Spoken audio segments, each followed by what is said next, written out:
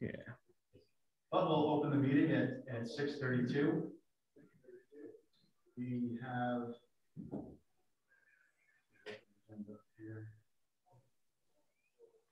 the waiting room's been disabled. It was never enabled, so we do have a few members of the public in there. Perfect. Okay. Yeah, I disabled it right away. All right, thanks, Tom. That is a roll call. Mr. Garkin. Here. Mr. Halliwell. Here. Mr. Nigerian. Here. Mr. Mayo. Here. Mr. Bradford. Here. Mr. Corvo. Here. Mr. Savini. Here. And Mr. Simpkins. Here.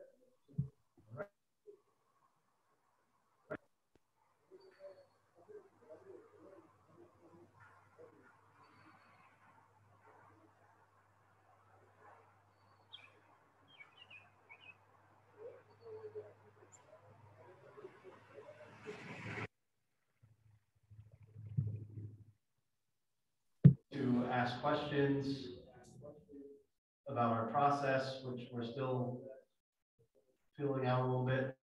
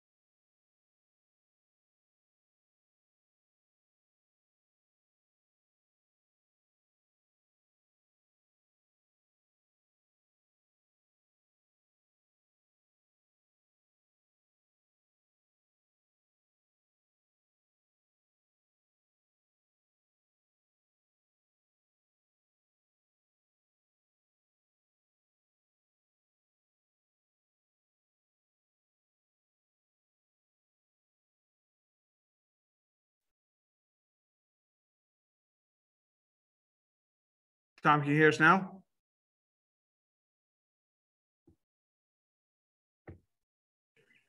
I heard you, Carl.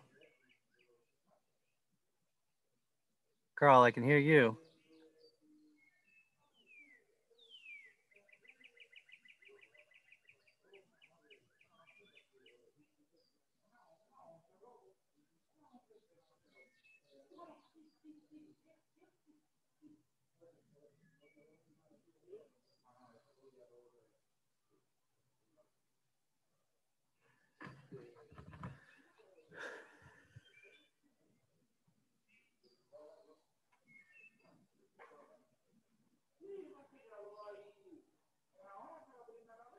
Carl, can you hear me?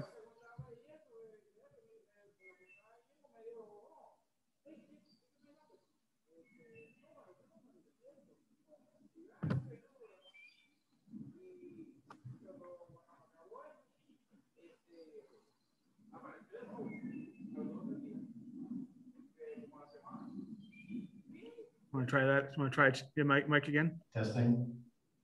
I heard you that time. Yeah, we have reverb. Try now. Testing one more time. Yeah, I can hear Jeff. Okay. Okay, I think we got the. Can everybody else that's on the Zoom call hear us or hear me? Okay. Yeah. Tom, where did we drop out? Roll call. Roll call? Okay. So we'll rewind a little bit. We'll go to back to agenda item number 2.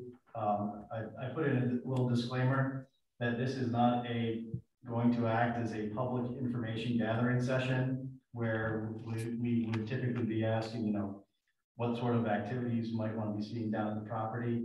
We're going to be doing that at a future meeting where the community can speak at that point. But this is more of a chance to ask questions about the process that we might be putting forth, and also that we are still figuring out that process a little bit based on how we're getting some things put together. So if there's anybody that has any questions, please feel free to use the raise hand function.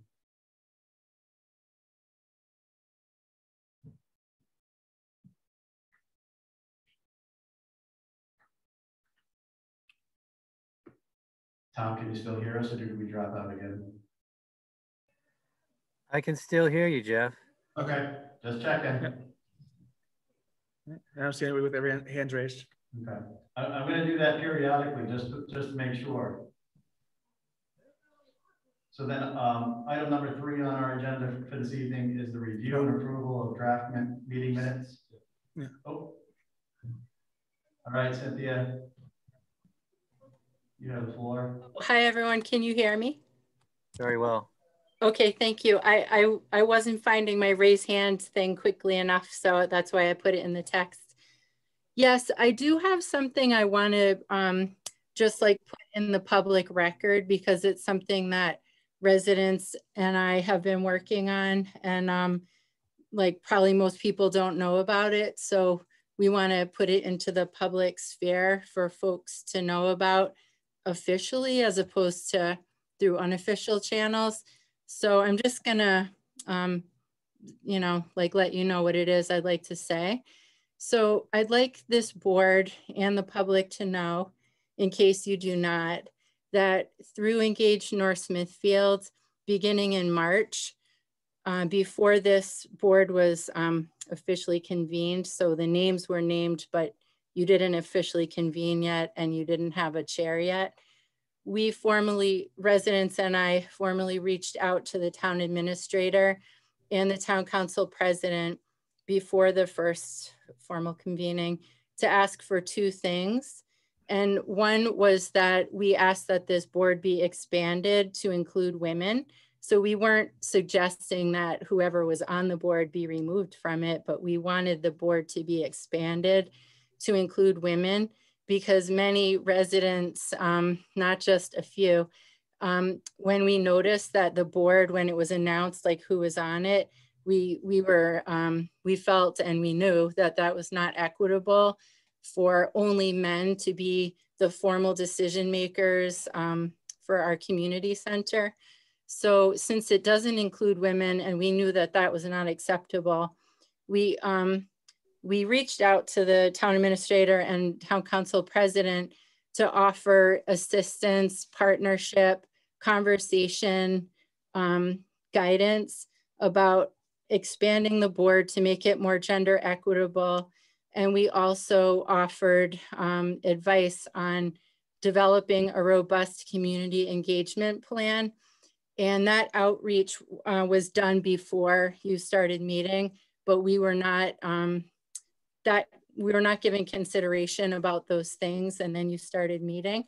And then since you started meeting, we've also continued to try and coordinate with the town council president to meet with him, to like share with him why we feel, why we know from many sources that it's not a good idea to plan a community center where the planners are not in significant ways representative of the community. So we also asked for a robust engagement plan. And we want to say in public that the robust engagement plan should center people in the community who have the least power and least access to power and resources in the community. So that would be residents who live in neighborhoods with lower income, Black, Indigenous people of color, youth, young adults, women, and others who are historically marginalized. Those of us who reached out about this collectively have a vast number of years and lots of experience and formal education in these matters. And we, I'm just skipping ahead and I wrote this out so I wouldn't go on and on. So finally, we just want to say that our working for equity is not an issue that's up for debate. It's required for good planning. So we, Engage North Smithfield is currently planning a community conversation that is going to feature residents and state level experts who have information to share about gender equity and other forms of equity and how important that is in community planning. And we hope that this board and other elected officials will attend the conversation because we want it to be conversational. We don't want to be, you know, like blindsided during a discussion on a town council meeting. That was never our purpose. We wanted to have like a human conversation about this. And so I just wanted to put it out in the public sphere. We're planning this like conversational opportunity, and we hope that people will attend it. And also concurrently, because we know time is marching on, we want this group. And Jeff, I heard you say your planning isn't fully formulated yet, but we want you to know that it's really important to have a robust community engagement plan that centers people who have the least access to resources. And thank you so much for listening. I really appreciate it. Great, thank you, Cynthia. Is there anybody else? You can use the chat or raise hand.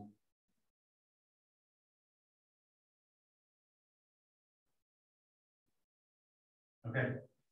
On to item number 3, review and approval of draft meeting minutes from April 15th, 2021.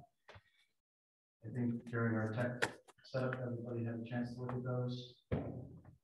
Are there any comments, corrections? And if not, then I'll look for a motion to approve the meeting minutes. Mr. Chairman, I will make a motion to approve the meeting minutes. All right, we have a motion from Mr. Savini. Do we have a second? Second. Multiple seconds from Mr. Gardner and Mr. Halliwell. All in favor? Aye. All right. All opposed? All right. Meeting minutes are now official. Item number 4, for discussion, insurance being reviewed by TPW, review of buildings. Sorry, my agenda's going. 10 and 11 will then be reviewed by the building inspector. So this is just for more informational purposes. I've been in conversations with Ray Pendergast of the DPW. In order for us to start use of any of the buildings that are on the property, we need to have the North Smithfield Trust, who insures all the town property and buildings, to allow us to use those buildings. So that, it's my understanding from Mr. Pendergast's last email to me is that the trust has gone through the property. They are writing up a report, and they will be getting back to us. Ray didn't have an ETA on what that timeline might be, but he was saying, he had relayed to me before, that anybody starts to go into those buildings and use them, we need to get them back on the insurance. And then once we have that, I've already been in contact with Carrie Anderson, the building inspector. So once we get the thumbs up from Ray, the trust, he and I will walk through, particularly building 10, to see what code issues that he might have. That includes all the ADA accessibility. I know that there were some issues with the fire alarm, so we're going to make sure that the building is safe to use before anybody starts getting in there. You know, people are getting antsy to get in there and use them, but we want to make sure that it's a safe place to get into before we start allowing groups utilizing the building. Question. Mm-hmm. That's kind of a loaded statement.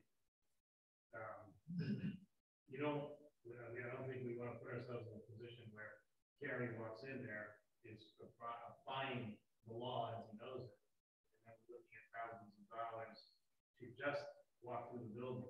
We'd almost rather have him say, I do not want any access to building 1, 2, or 3. You're free to access the other buildings, but I don't think we want to find ourselves throwing money at a building that may be completely renovated, just so we can walk through it, you know?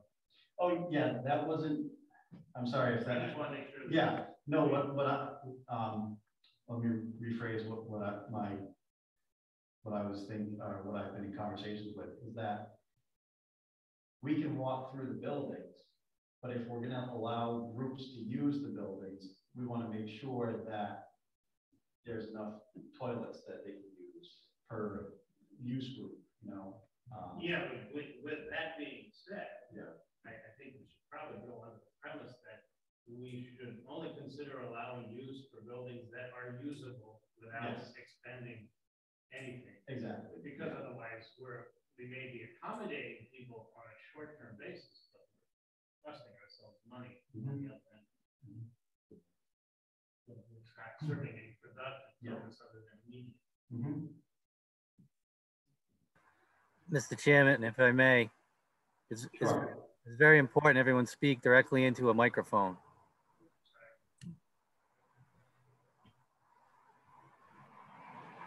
Mr. Nigerian projects pretty well, and I still couldn't hear him.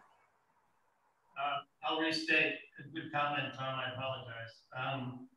My only observation was to note that we should probably have Mr. Anderson advise us of the buildings that require little, if no, improvements, and restrict access to those buildings only, so that we're not throwing money at a building so that we can access it when we may end up completely modifying that building as part of the work. So that was my suggestion.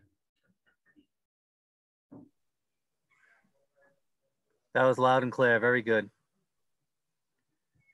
Jack was asked that when Ray gets back to you, he'd let me know, because I emailed him and he said we couldn't even walk into review the buildings until the insurance is cleared. So yeah.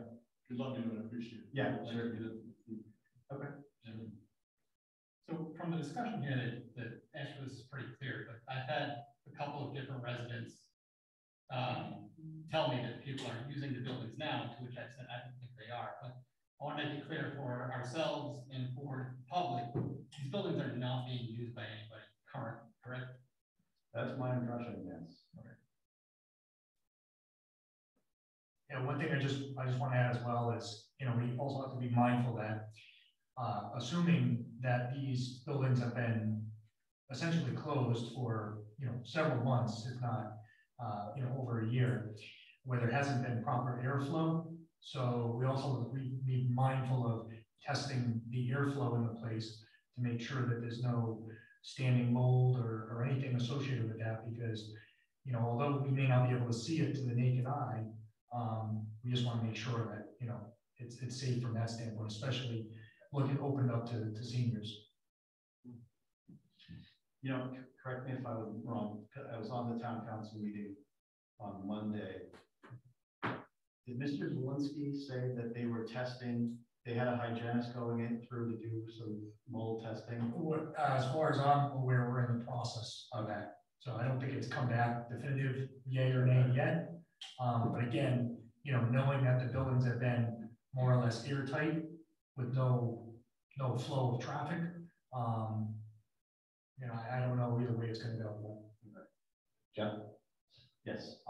If I could add to that, personally, I would like to have the opportunity to, and certainly once they've been vetted and surveyed and determined that they are, all the hard work that everybody involved in this is going to go through, including the building inspector, hope that we get the opportunity before we support any use to view it for ourselves. Yes. So I hope that's going to be part of the timeline going forward, a personal survey if we may. Yeah.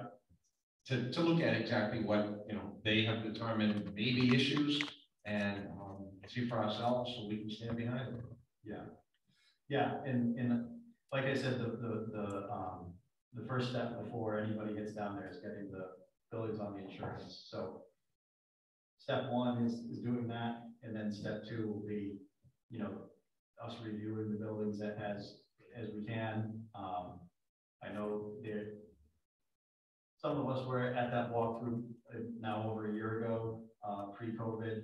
We walked the property. Some of us were there. So I want to make sure that we have that same opportunity to do it again for both this committee and also for the community members that weren't able to go and see the property as well, because they're, so they understand the condition of some of these buildings. That's very important. It's one thing to read about it in an assessment, but to actually see it for yourself, I think that will also make a world of difference. Okay. Hi, Jeff, Tom. Yep. I'm looking at one of the comments from iPad 3. It says that the senior committee met there twice, once in March and April. Is that prudent? We should probably have a conversation with them, letting them know all of this information. I wouldn't know how they would have gotten access to it then. Somebody has a key that they don't know about. So I went down and I walked the site last weekend and checked out the grounds and everything. And looking in the cafetorian area, their desks set up as though there was a meeting going on. Now, of course, the rest of the site looks like everybody just kind of got up one day and walked away. So, it didn't mean much, but it did look as though there had been some kind of meeting there. Can't tell when it was, but Okay. I just want to, we should probably make sure that we're clear on whether or not people have been using the buildings or plan to continue using the buildings. I've gotten a couple emails from Mrs. Tebow, who is the chair of the Senior Advisory Committee. So I'll reach out to her and inform her of all the information that I know and see if she has heard something otherwise.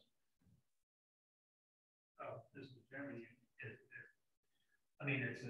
that's a relatively serious matter only because of the exposure that the town has. If the buildings aren't insured, the town is completely liable.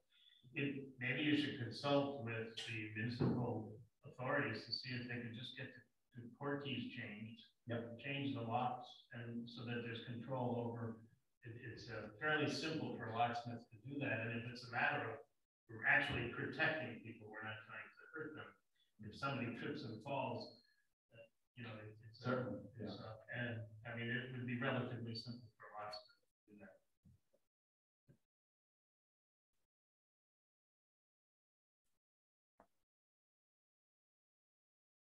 I'm not really familiar with commercial buildings, but how are we going to obtain insurance without a proper inspection?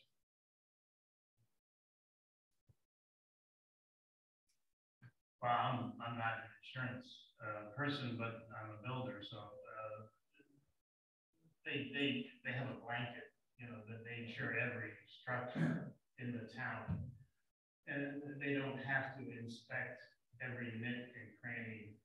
There's an obvious structural failure, that's different, but I don't think it would be a significant matter, and they probably are just going to add it because they had it on before. There's no significant claim against the property, and I think that the insurance company will just add it on and give it a tertiary look.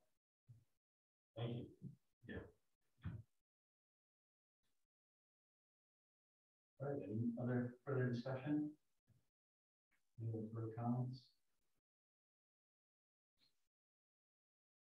Okay.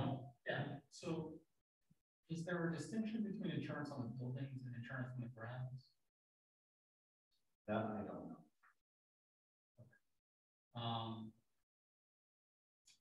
You know, I'm just thinking about the community garden and whether or not it exposes the town at all. If it's not insured, you know, should that be part of the insurance review process? If it's not, I'm sure that if somebody's considering that, I just want to make sure that we have the handle on, you know, where that actually is. Okay.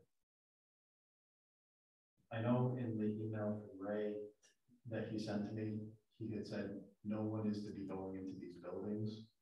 So take it for what it's worth when he says that. Because I know myself, I've gone down and I've walked the property quite a few times since the formation of our committee, even before then. So,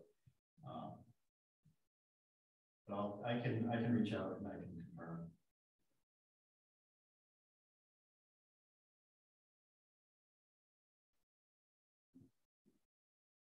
Okay.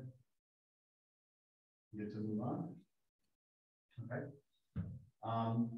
Agenda item number 5, for discussion, consideration, and action, application process for groups who want to use the future available spaces for immediate use.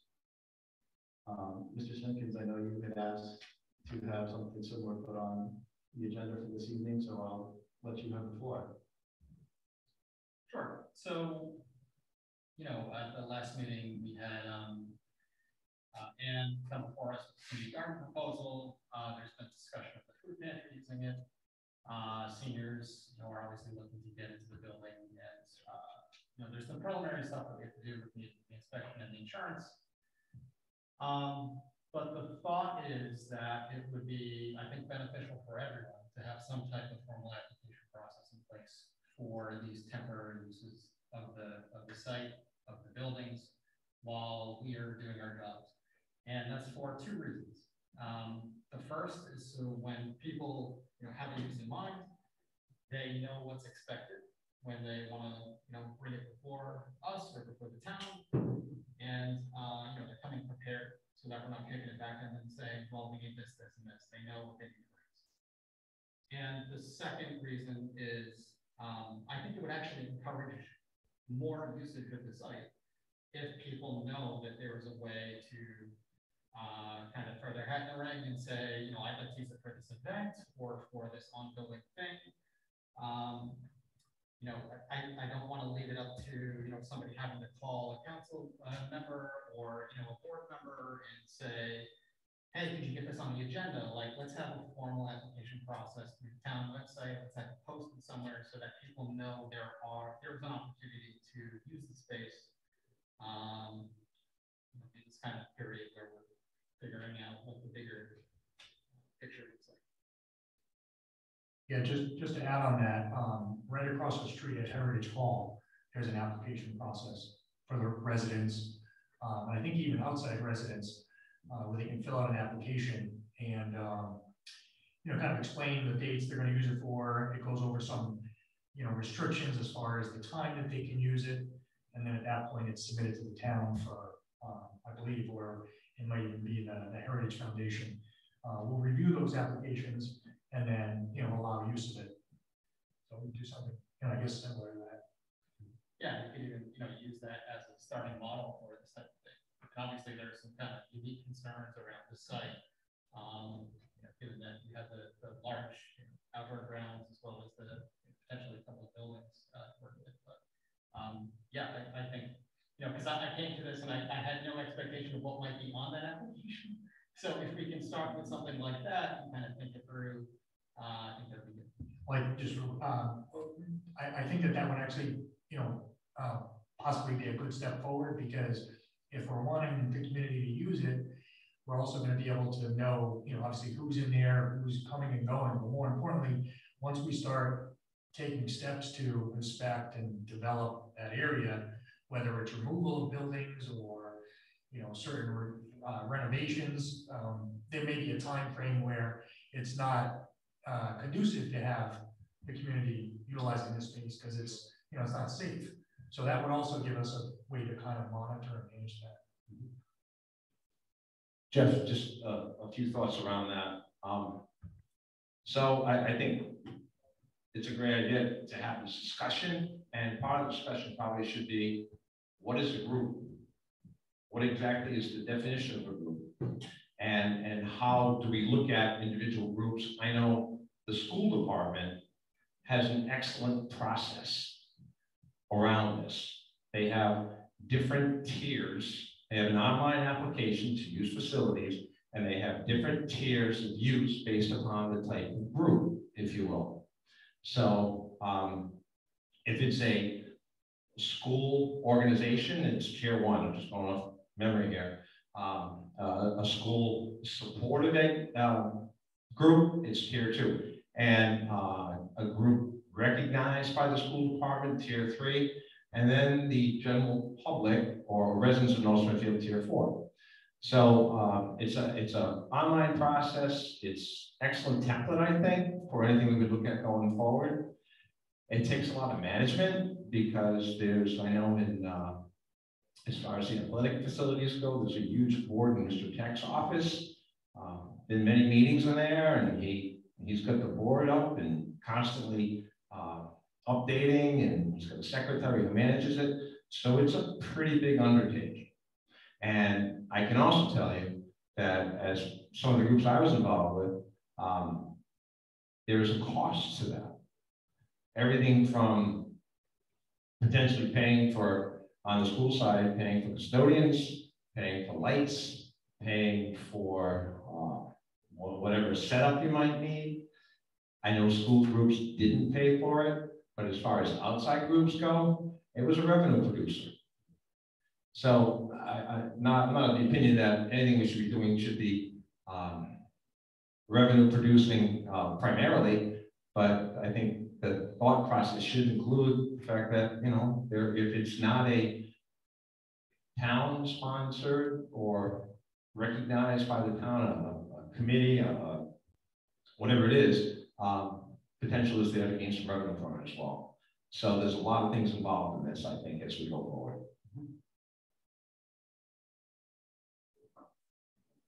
Yes. I think we have to ask ourselves, when these applications come forward, who is going to be the one to determine who is the use? Is it, I'm not sure it's our charge to do something like that. Would that fall more under a town department like the recreation department and somebody who can keep a schedule like that? And then the question would have to be asked to what Tony was saying, that there is use there, and we do want to, the town does change the locks. How do groups get in and get access to the building? Is that something that a town member would have to then, not necessarily this committee, but somebody from the town would then have to be there to unlock, which then would go back to cost. So those are kind of questions as well as we work through this process of allowing people in the buildings and things to think about. Yes. Could I suggest, I think these are all very good ideas, but I think we're a little bit putting the cart before the horse here. I think we need to find out what buildings are good, what potential they could be used for. So before we spend a lot of time developing a form for people to apply, we should find out what we're working with first. Just a thought. Absolutely.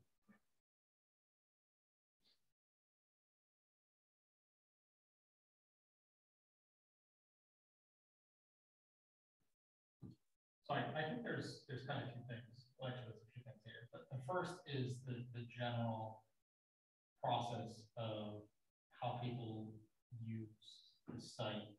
You know, assuming it's even going to be, you know, accessible. It could, the inspection could come back and say, you know, it's filled with mold and nobody can use it. And then it's like, oh, okay, but when it's the, you know, outdoor spaces.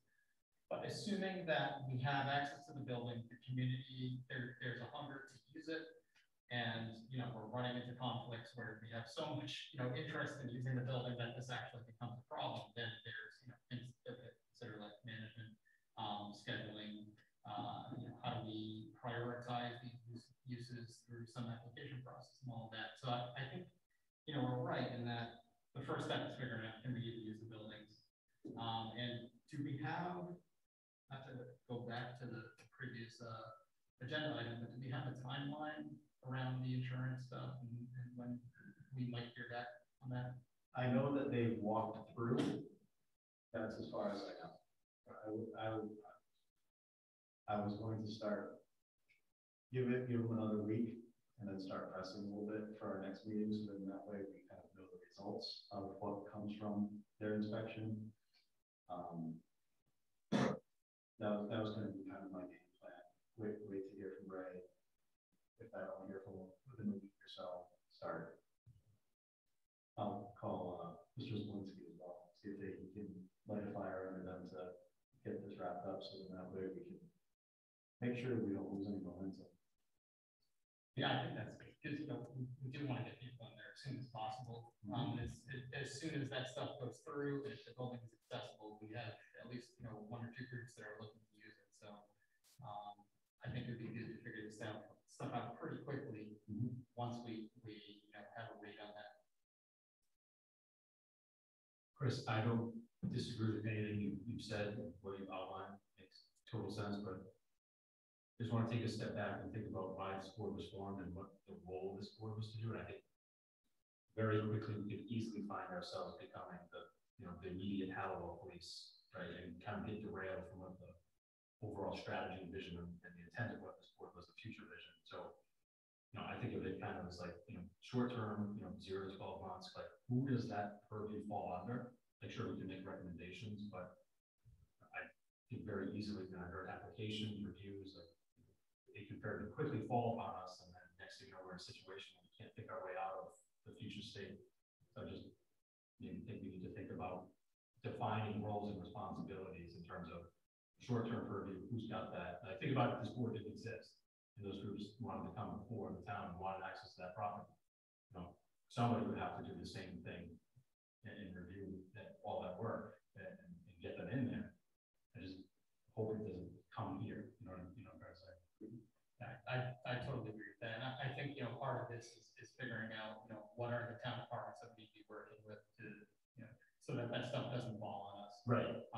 Obviously our job is not to be looking at every single group that comes in and making a determination about whether they can use it. Our charge is more general. Like, are the buildings safe? What does the general process look like?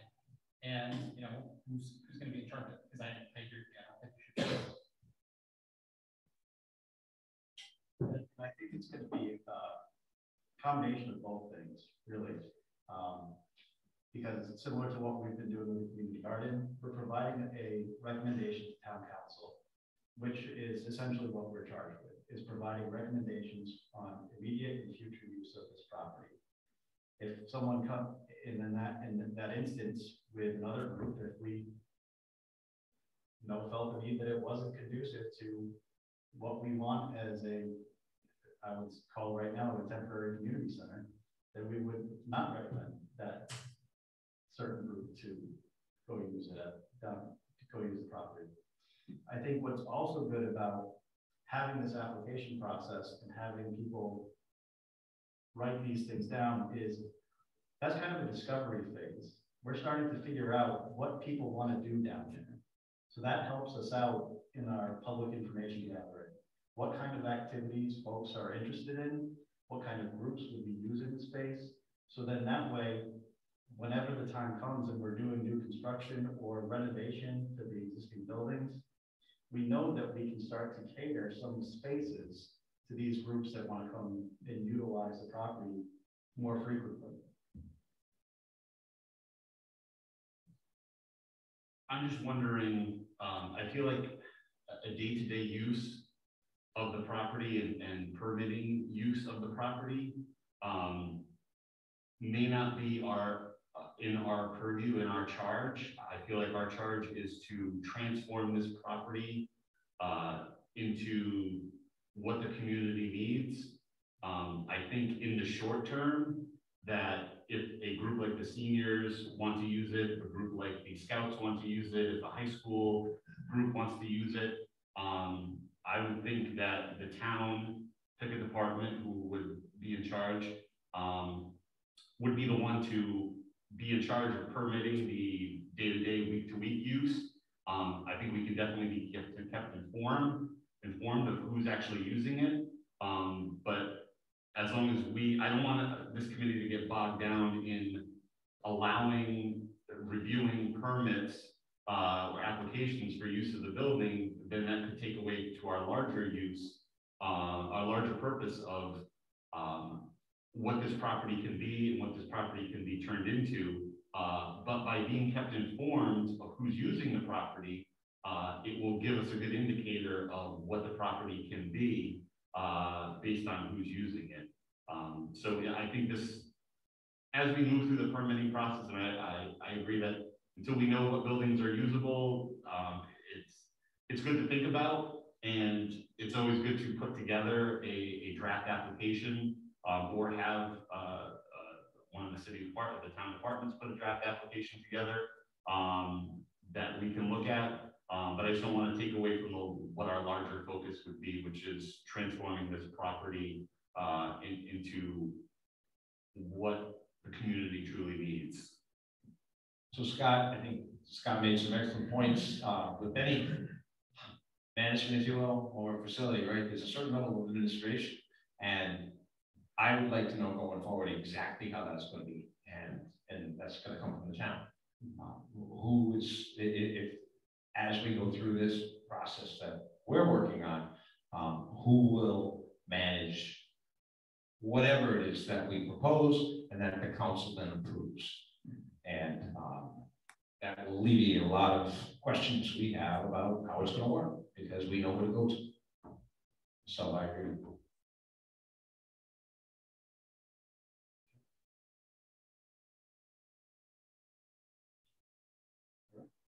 Anybody else have any other comments for the discussion?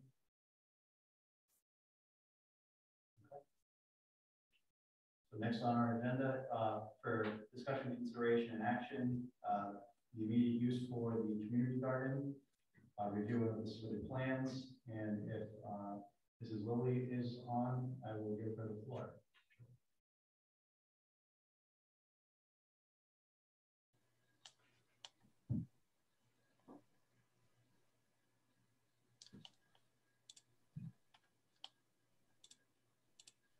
Mrs. Lilly, are you there?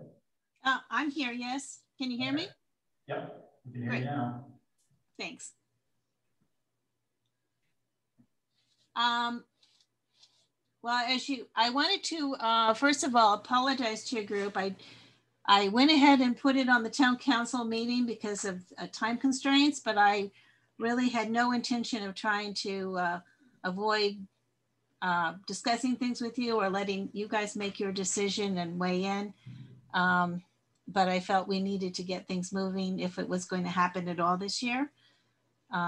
So I appreciate your indulgence of that. I sent over the plans. I hope everyone got a chance to look at them and see if you had any questions.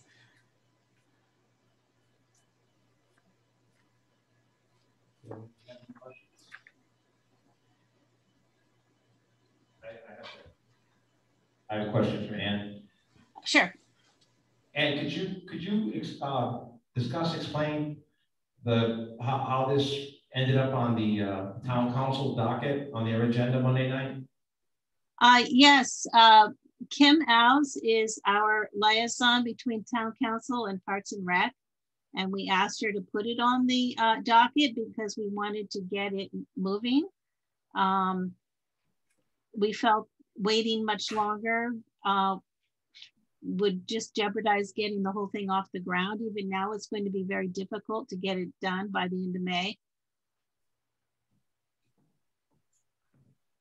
I was of the impression, based upon the last meeting we had when we met, I think 3 weeks ago, and also as illustrated in the meeting minutes that we all approved this evening, that and I appreciate all the hard work you did in coming up with this proposal, but I was under the impression that you were going to come back to us for further discussion around next steps and this terrific proposal you put together, and request that we discuss it, vote to support it, and then it was going to go to the council.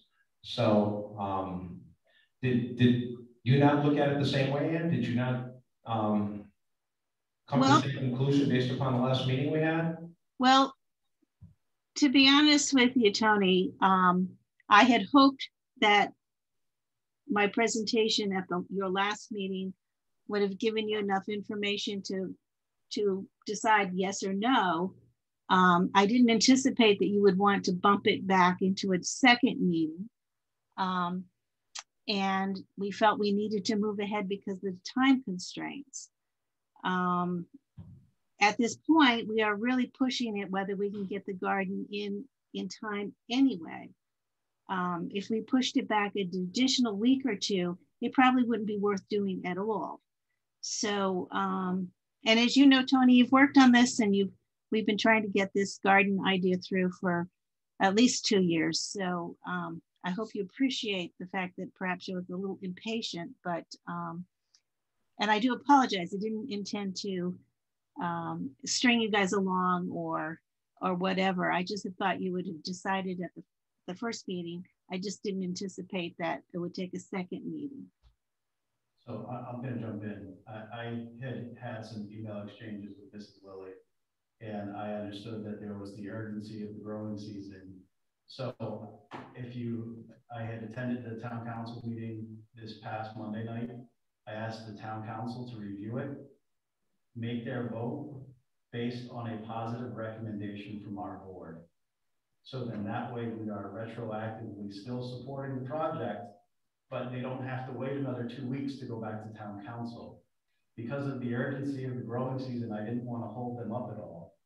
And I explained to the town council that this is not going to be the way things are going to be as a standard.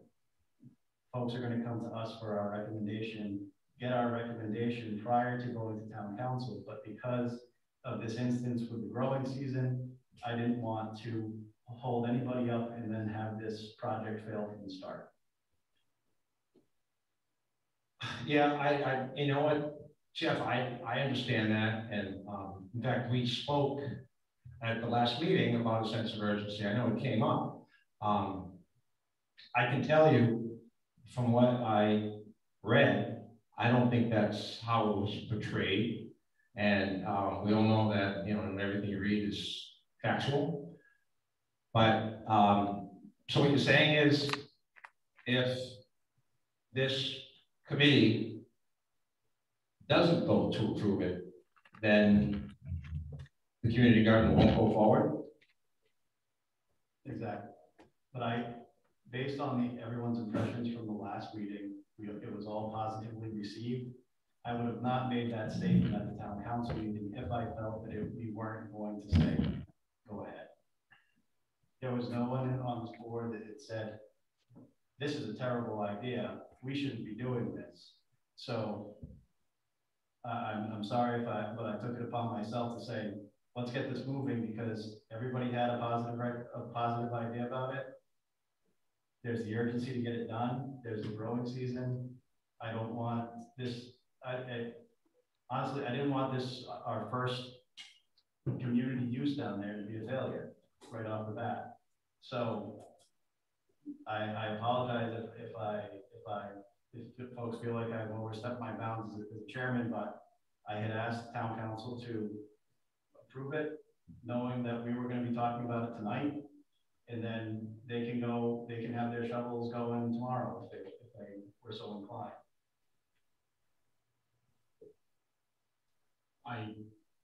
When I left that meeting last week too, I fully agree. I think everybody was on the same page, supportive of it. I know I was, but I think there was some kind of open questions, and we asked Ann to come back with a plan. I think you were the one who said, I'd like to see X, Y, and Z. But understand the timing and urgency, but I think this is a perfect example of why, like, roles of responsibility, right? Short term, going back to the comment you made, like, who's got purview of what, and like how perceptions can become reality in terms of what this board is and isn't. It's like, we should really think about, like, do we want to get involved in like these short term discussions of like, should people be bringing these ideas to us, or should they go directly to whoever's got purview of the property now? Like, sure, we should be plugged in and understand what's going on and use that data and information to shape our opinion going forward. But again, I think we could put ourselves in a predicament if we kind of try to do both. So I kind of scrubbed through the meeting, and Jeff, your comments were very clear that if the town council approves it, it should be with our, on top of our approval coming. The problem became when the motion was made, it was made to approve the garden. Period, stop, end of sentence. So then there was nothing in the motion about upon the approval of this committee or anything like that. So I think that's where the disconnect came in. And then at that point, when the town council approved it, that's when it was, the story ran, and then it was all everywhere. North Smithfield approves community garden, North Smithfield having a community garden. So I'm questioning at this point whether we need to take any action on it, because at this point the town council has approved it. It's out in the public that it's going to happen. It's happening. So I'm not really sure where our role stands in this item right now. Do we even need to take a vote on it? We can discuss it, but does our vote mean anything at this point? I think the reality at hand is, I think that the committee in was kind of usurped in some degree. We had asked for a plan. Again, I was all for it. I voted for the community garden at the town council meeting on Monday. Given that it was brought up, and I think it is I think it's a phenomenal idea. I told you that at the last Halliwell meeting as well as on Monday.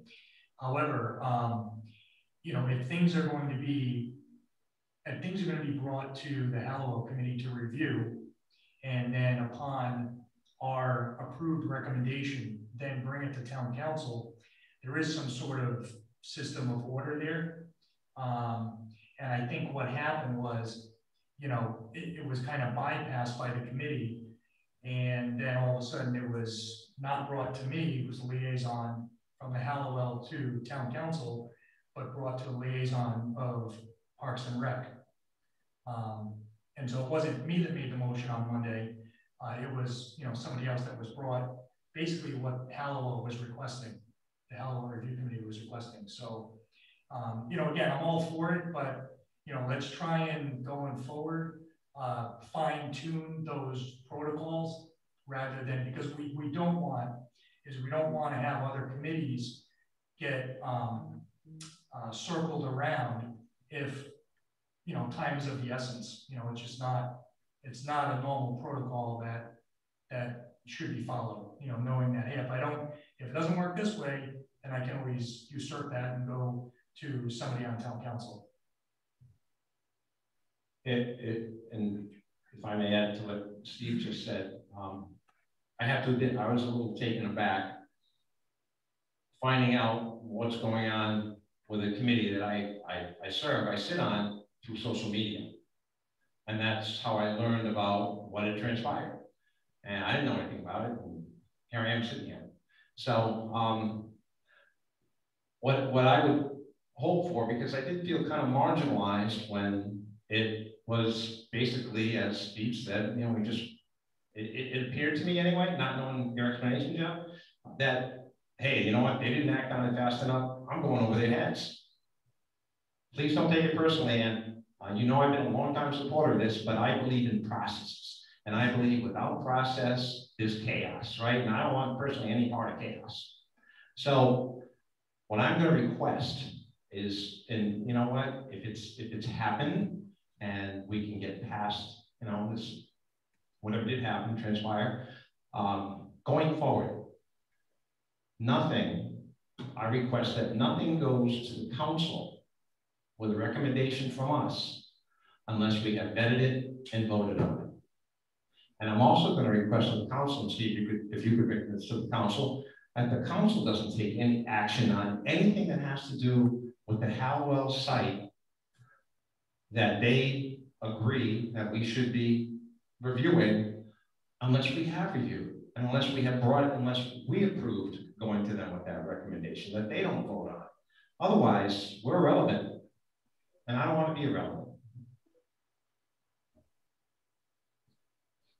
So when we had our first meeting and we all introduced ourselves and talked about kind of our goals for this forward, one of the things that I said was, I hope that, my biggest hope is that the council, because we're an advisory board, that the council is going to listen to our recommendations. And I was a little bit frustrated when I saw it on the agenda and then it went through, because I felt like we didn't have the opportunity to make a recommendation. You know, it was kind of taken out of our hands. That said, I think this was a hiccup, and I think that it was due to some funky timing between our board getting started, you know, the needs around this project. I do think that going forward, that shouldn't happen again. I think that, you know, we need to have a good process in place to make sure that we don't feel, you know, marginalized, and that we feel like our opinion is relevant. Because what I don't want to do is get 2 years down the road when we've done a ton of work and we're submitting it to the council and there's a track record of the town not really caring what we're doing. And, you know, and all of the hard work that we put in and the care that we've taken to do our due diligence around this stuff just doesn't matter. And that's a little bit of what this kind of felt like. And this is our first test and it did not go well. So, you know, it's, now that said, you know, this in particular project, I think it's a great project. I think that we all agree we want to see the space being used. And I think this is a great use of it. And I think you put together an excellent plan for us. I just wish that we had a chance to look at it before the council decided to move forward. And I think, Scott, that you're right. The actual motion that was made at the town council could have been done more carefully with consideration to, you know, the pending decision. I think maybe there was just, you know, a little bit of kind of weirdness with the wording around that, which is unfortunate. But I think, hope this is, you know, the one and only hiccup we'll get past. I don't appreciate that. Just a quick comment. I think the comments about procedural matters are quite clear, and I think endorsed by everyone. It was well intended, the omission that you made or the decision that you made. I don't think anyone questions that, but for continuity's sake, we should abide by proper procedures. Only, I mean, it's a wonderful concept. My only observation would be, should we not make it crystal clear that the approval is for 1 year only, and that it should be applied for renewal each and every year for as long as this committee is able to provide the space, so that there's no misconception starting day one that this is a nice beneficial use, but by no means is it going to control the process of this committee. So all due respect to all parties, let's make it clear that the organizers should come back to this committee in the winter of each year and say, okay, our desire is to do it for the second year. Do you agree?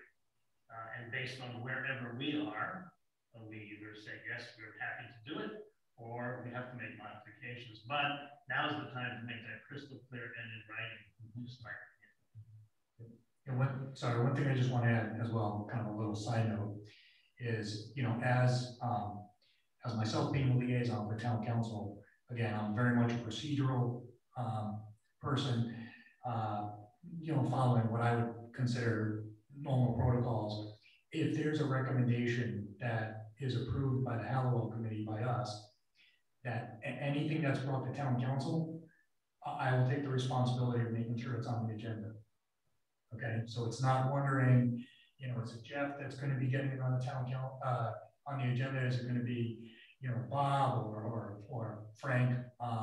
If there's something where there's a motion that it's approved or recommended, I will then be responsible, because I can tell you right now, you know, during each town council meeting for, you know, as far as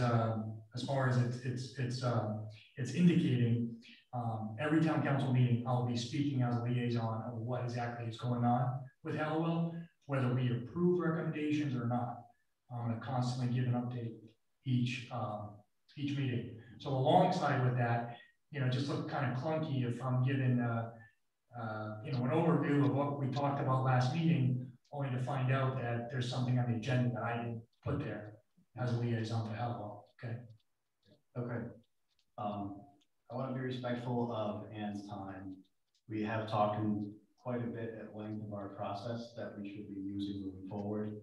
I've heard everybody make their comments. I understand, as Chris said, this is, you know, just a hiccup as we're moving forward, but we will make it known and now that there is going to be the process of coming to this board for our recommendation prior to being put on the town council agenda. And I think that's with Steve, as he said, he's going to be making sure that that gets put on the agenda.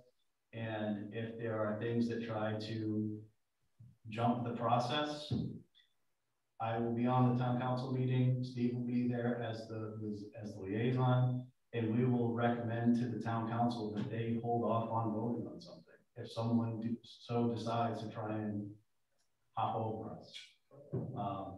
So I will make that, you know, if there is another instance that this happens, I will make sure that it doesn't.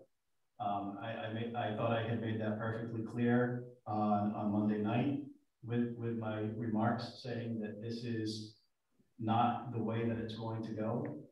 If that did not get reported on social media, I'm sorry. It's kind of selective on what social media gets reported, but I would recommend that folks, rather than reading social media comments, newspaper articles, that you just go back to the YouTube and just listen to the YouTube recording, because that's going to be your most accurate point of information.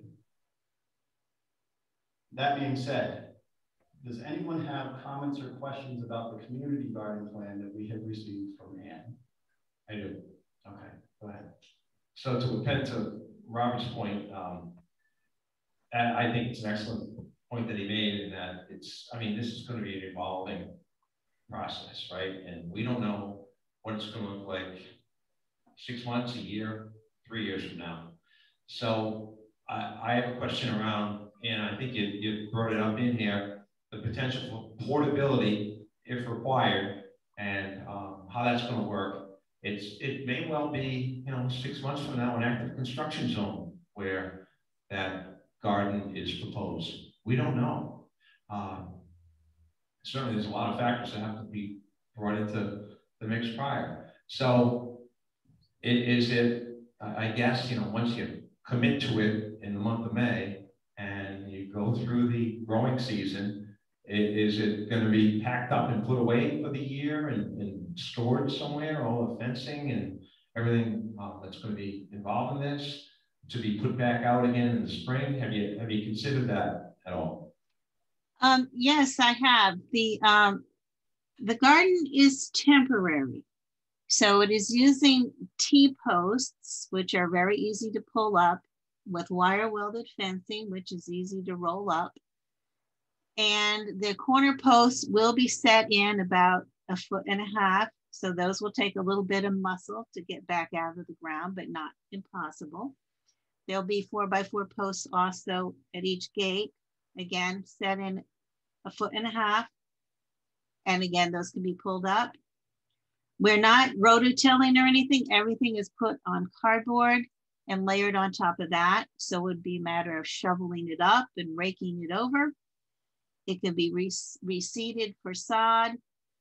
And my goal is to keep you guys informed about what's going on in the garden, any feedback about what's working, what's not working, and I'm inviting you all to show up. This is an experiment, and I think it would give us a lot of information about what we might want to do in the future. So certainly in 6 months from now, that'll be November. So I would expect that the garden will be done and all cleaned up and put away. You know, come September, we can have a recap. You guys can talk about what you think would work in the future. If you want to continue where it's at, if you want to move it, if you want to discontinue it, if we can look for a different site somewhere else in the town. There's all kinds of options. This is just an experiment to see what would work in this situation. I had just two brief comments. One would be, I think we should make it crystal clear that this insurance issue and the building inspector's inspection play directly into this project. I hope it's clear that nothing should happen until the chair gets notification that the insurance company has formally included the property in the town coverage. I think there should be some protocol briefly with this committee as to whether they will or will not have access to any of the buildings, or if they just need water. And the only other issue that I have, I mean, it's a great idea, it's wonderful in every way. Just, I think we should try not to attach anything to any of the structures at this time, until we get a little further and we understand some idea as to where we're going. Try not to attach to any structure, because there's only a downside, there's no upside for 1 year. And then as we progress, things change differently. That's my only comment in that regard. Okay, so we will not be attaching to any structures. The only attachment will be to the spigot coming out of the administration building, the hose for that. That is the only attachment. You know, I've been working with Ray at the Department of Public Works, and he had told me that the insurance company is doesn't want anyone going into buildings. So he seemed to be well versed about what the insurance company wants. He didn't seem to have any problem with people walking around on the grounds. And the design is that we're not digging into the soil, so we're not worried about any contamination or anything. Mr. Zelinski, I'm going to put you on the spot. Do you have any idea if the North Smithfield Trust will be concerned about just the buildings themselves or the entire property? So, as you're aware, last Thursday, they performed testing went into the buildings. Am I picking or getting picked up on play? Everyone must be aware that last Thursday, the local trust went out into the building.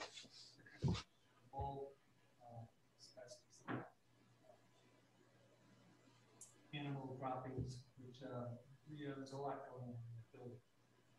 As far as the outside, I can't speak to this because we don't know what herbicides may have been poured out there. We know that years ago the building themselves, chlorine was used in those buildings. I don't know the life expectancy of chlorine, but there's asbestos in the building.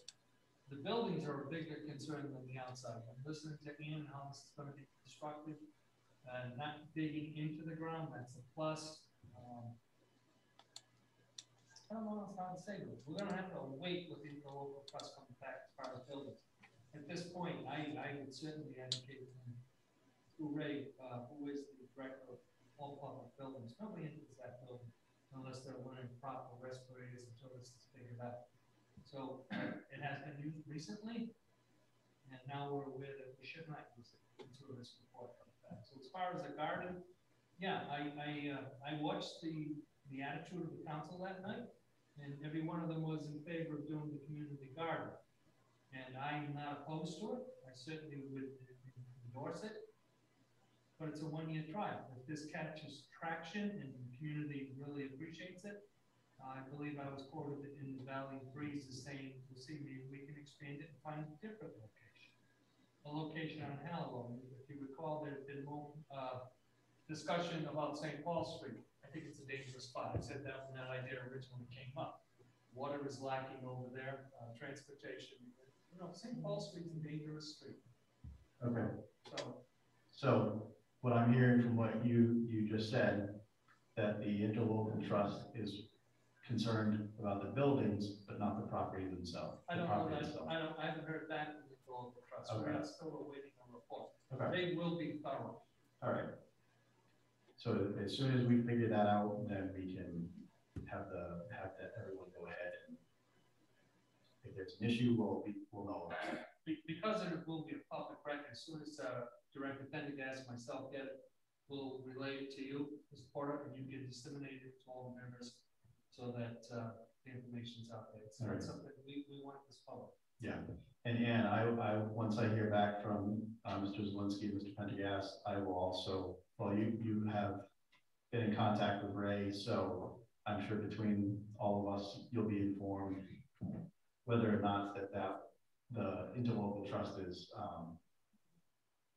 going to allow the use of a space like that. Okay. Follow me asking, when do you anticipate getting something back from the trust? You know, I'm surprised we don't have it by Monday. I'll be ringing their bell. Only because I know she's going to time this one. Yeah. So the council did approve, but then ultimately council makes a decision what happens.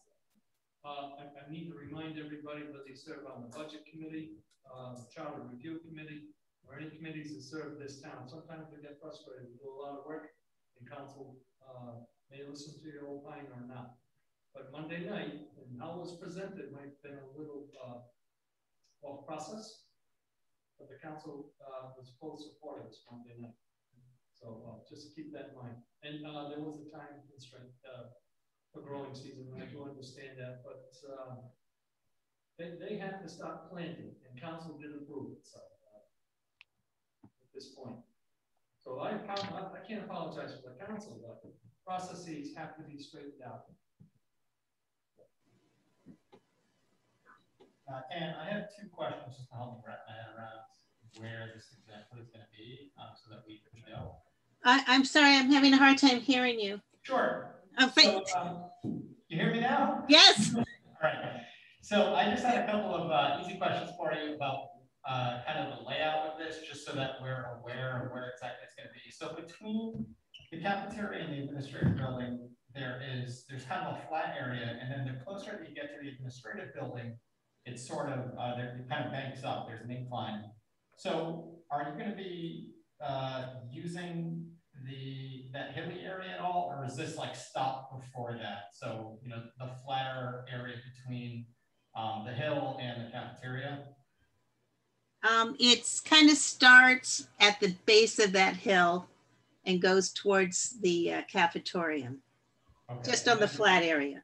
And then since it sounds like you're not interested in attaching anything to the cafeteria building anymore, there will be a small kind of alleyway between the garden and the cafeteria? That's correct. Okay. And then on the second page of the plan, you mentioned something about a lockable shed. And I know that there's that small kind of shed building behind the cafeteria. Are you talking about using that, or is this separate, something that you kind of bring in?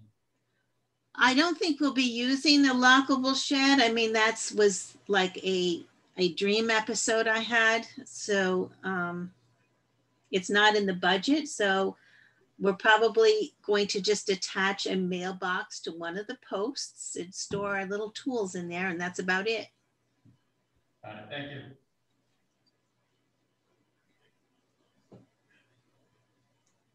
I just want to say the plan that Ann presented, I think, was exactly what I personally was looking for. It spells out what is going to be done, responsibilities, where the responsibilities would fall.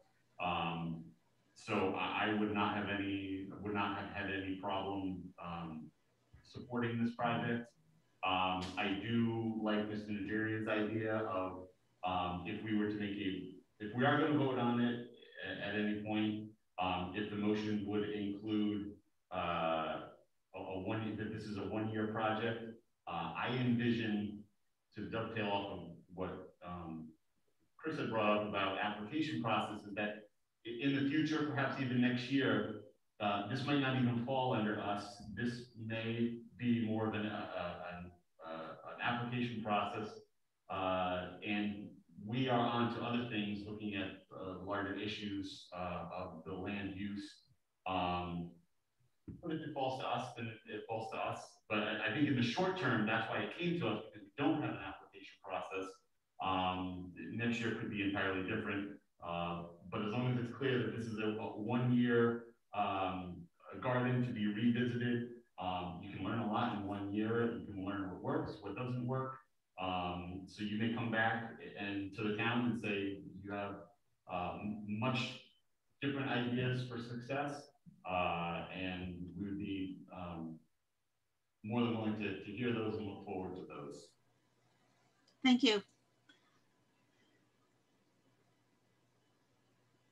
Okay, does anybody else have any questions for Ann? I did want to let you know, so you're not surprised, but on May 14th, Friday at 6:30, we're hoping to have a meeting of people who want to be volunteers or want to get information about the garden. We'll be holding it at Halliwell, but it will be outside. We will not go in any buildings, so people will have a chance to look at the site. We need to get a volunteer crew together as soon as possible. So we wanted to hold a meeting just to let people know what was going on. And of course, all of you are invited to attend and, and see what happens. All right, great, thank you, Ann. So with that, I'm going to entertain a motion that we provide a positive recommendation retroactively to town council for the use of the Halliwell property for the community garden, pending insurance, with Ray for 1 year. And then after that 1 year expiration, we would expect them to come back prior to going back again. So I'll make that motion. Have a second from Mr. Simpkins. And do a roll call vote. Mr. Garten? Yes. Mr. Halliwell? Mr. Nigerian? Yes. Mr. Mayo? Yes. Mr. Bradford? Yes. Mr. Corvo? Yes. Mr. Sabini? Yes. Mr. Simpkins? Yes. And the chairman votes yes. All right, Thank you. Thank you, Ann.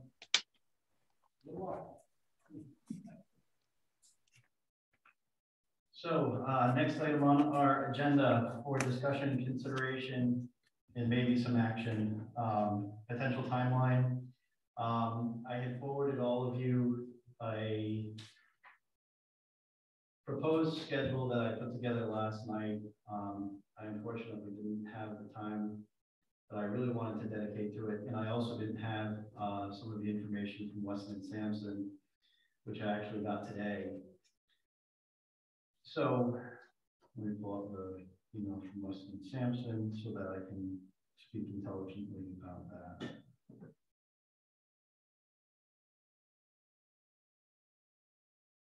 So I had requested from Weston Sampson, our project manager that we're going to be working with is Caroline Wells. She's a senior project manager in the urban environmental planning at Weston Sampson. She has been in contact with both myself and Tom for the contract to get that moving. So what I started out with is the Weston Sampson tasks. I took their scope of work, added the amount of time that it would be required to get those tasks done. Some of them are still blank because of the information that I received today.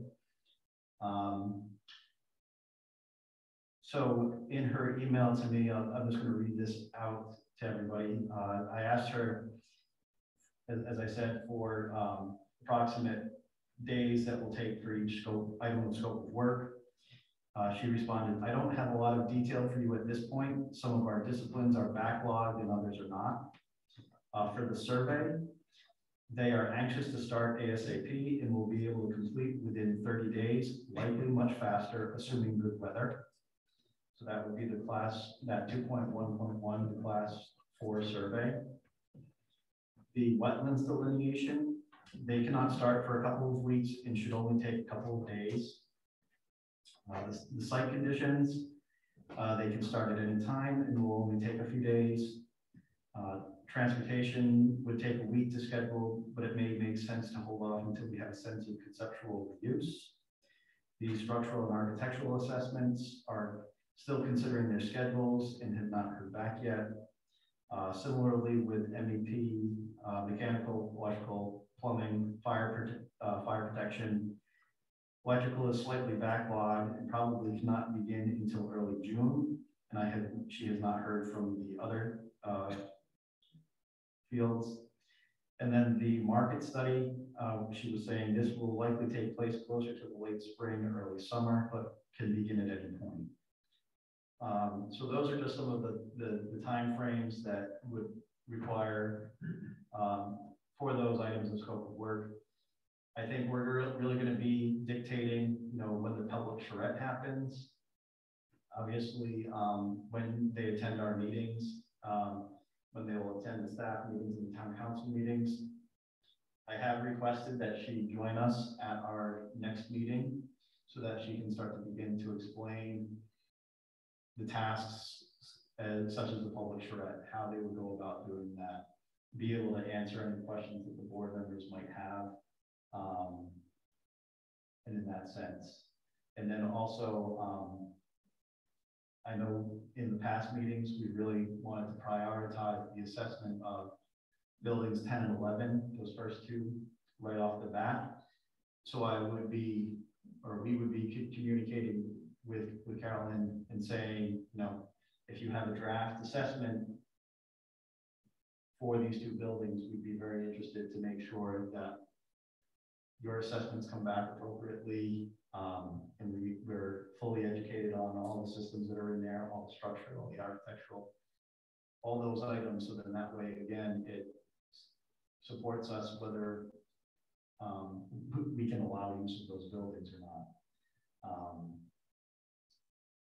So that's as far as I've gotten with Weston and Sampson. Jeff, is it? I see item 2.12, site and structure assessment. Did they establish 8.3 as or did you establish that? So because one of the, she had originally given me a time frame for the class 4 survey is 1 month, and then the site and structure assessment is a 2-month process. So that was the beginning date is the assumption that the town administrator signed the contract on Tuesday as authorized by the town council. And then in their contract, it takes 10 days for them to get started. So based on that start date, that's how I arrived at some of these end dates. So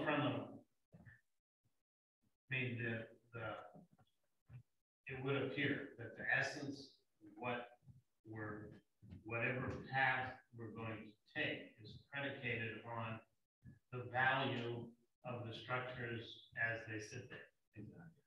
But even with that, there are some structures, classrooms, for example, that likely are not as viable, even if they are structurally sound, as the larger buildings that can be retrofit to different use within the confines of the footprint of the building.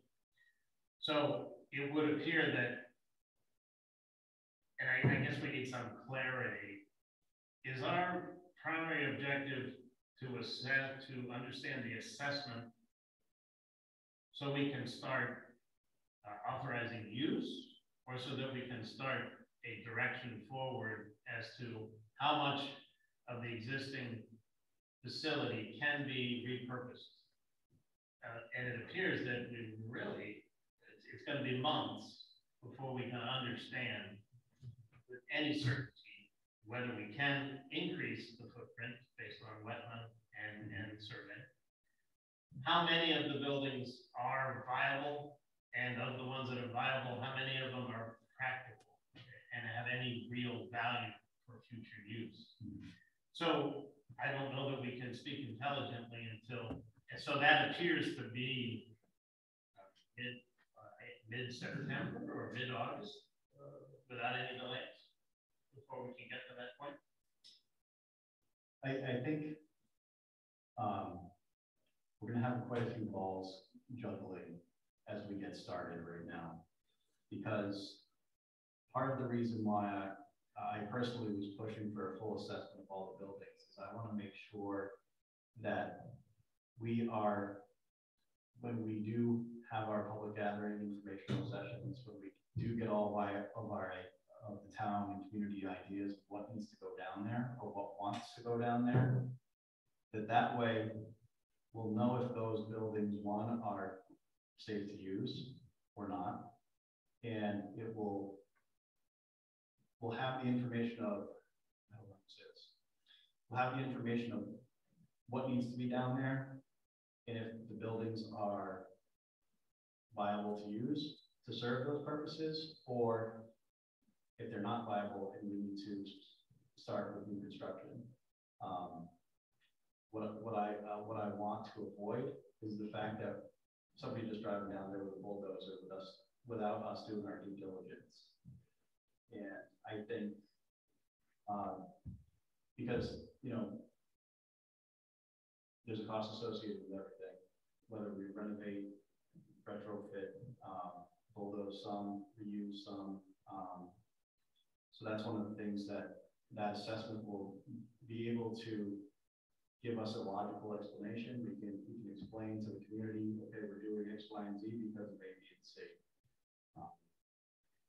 So, and that's why I also want to have Carolyn come to our next meeting, so that way we can start to schedule our public charrette. So we can start to, we have our magnifying glass and we're looking at the whole picture things right now, the immediate use, but we're really now want to start looking at big picture use, big picture, you know, not the next year, 2 years down the road, but what's the next 5, 10 years are going to be.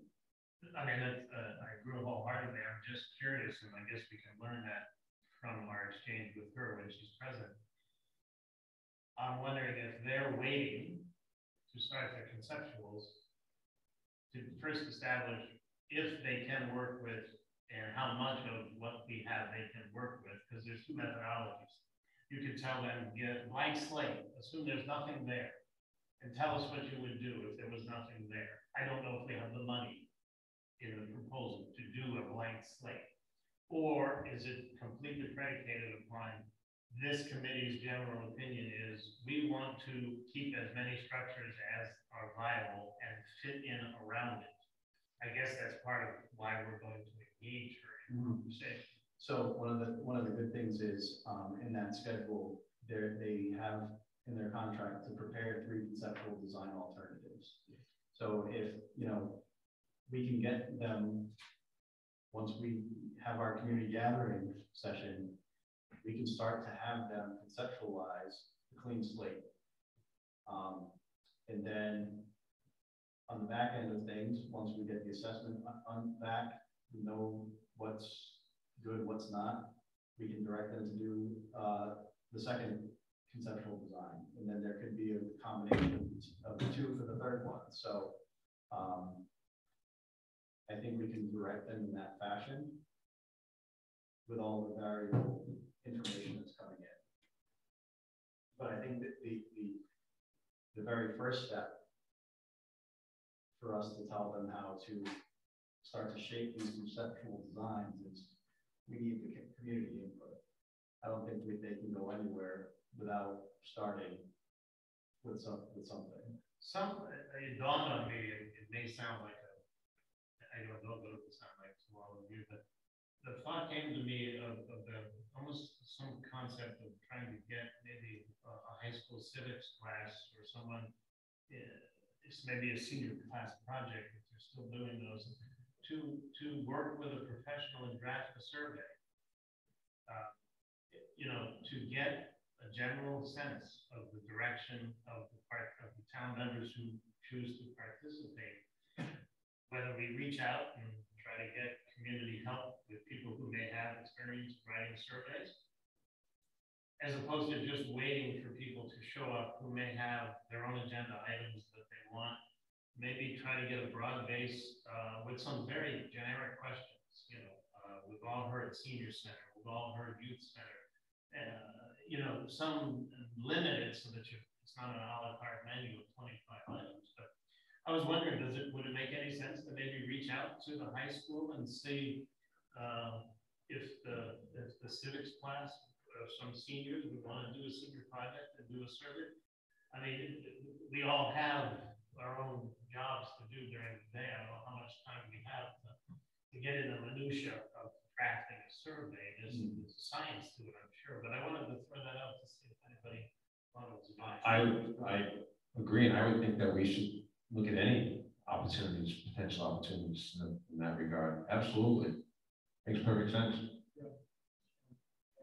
We did bring it up like our last meeting, beautiful ways to try to get community input, so that came up last time. Yeah, I don't, perhaps it could be directed to a particular class. At this point, any student that would want to do it as a senior project would be a little late because they're gonna, I think in May 20th, I think it is when a lot of senior projects start getting heard, so they're very close to finalizing their senior projects. I you know, to engage the high school students, even just to see what either some kind of drafting or architecture, conceptual design. I don't know if that's done in our school, but to see what they would come up with in the next school year is definitely something that would be worthwhile pursuing. Yeah, I agree. I mean, we look at this right now, and you know, our progress in this 5 months from now is going to look much different than what it is now. So, you know, that already puts us into September when the kids are starting to think about, you know, what they want to do as far as a senior project. So yeah, I think that's a good idea. Jeff, if you could, and Steve, the agreement between the town of North Smithfield and Weston and Sampson that was put forth to us a few meetings back, is that exactly what was signed? Was that amended at all? It was not amended. So there were some revisions. So originally, when the contract was approved by town council last November, so it predates the new town council. It was let me get this straight. It was awarded to Weston and Sampson. However, when they started reviewing the contract, there were some things that they wanted to add. So they went to, you know, without changing the scope, they just wanted to add a few additional meetings and move things around a little bit. Nothing that would affect the scope, nothing that would affect the cost. So they were awarded the contract. And then what happened was when the new town council came in, they said, hey, we don't want to vote on this because we're in the process of developing the Halliwell Review Committee. We're going to kick it off to them to do the contract, not to amend it, not to do anything but look it over, ask questions, and then approve it as is. And so that's what we did last meeting. So this agreement dated January 29th is the one that's in force. That is correct. Okay. So moving forward, this is a good point of reference for all of us. That's just as good as gold. Yeah. Yeah. Okay. Thank you.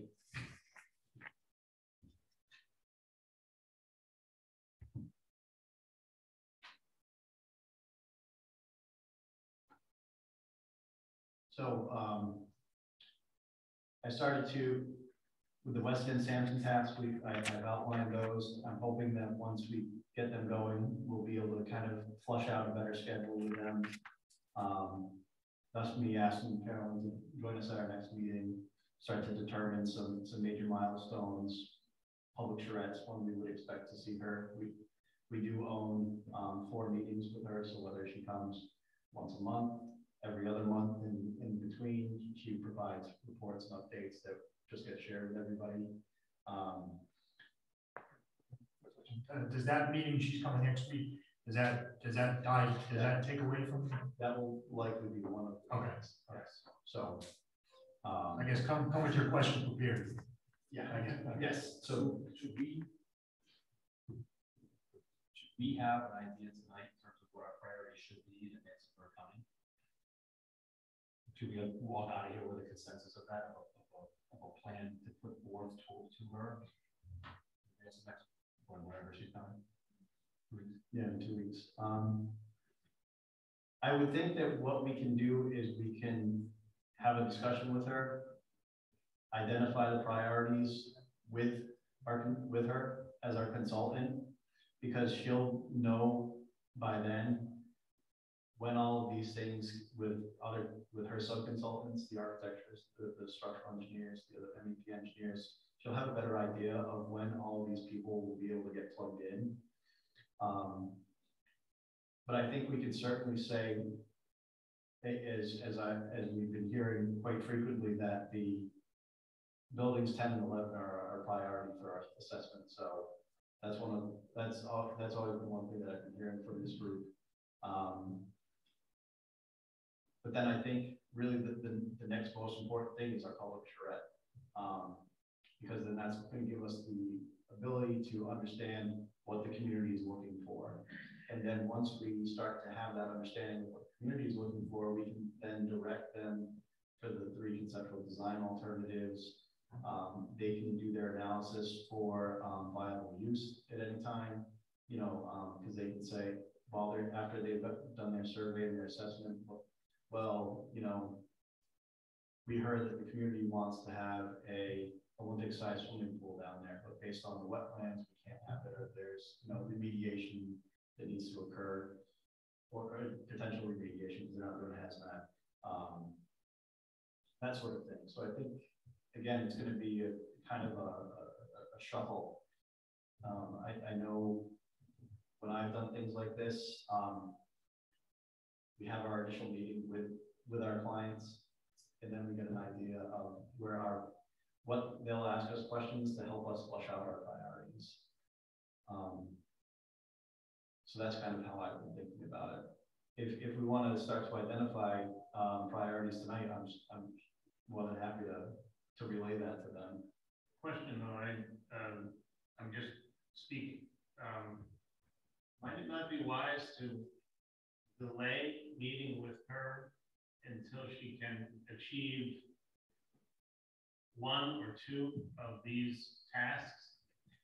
We only have 3 meetings. I mean, yeah, we can ask for additional funding to have her come again, but we have I don't have any concept of budget and financial resource of this entity, whether we even have the authority to create a budget, which directly plays into their conceptual. There's no sense in them creating conceptual plans that require $10 million that we don't have.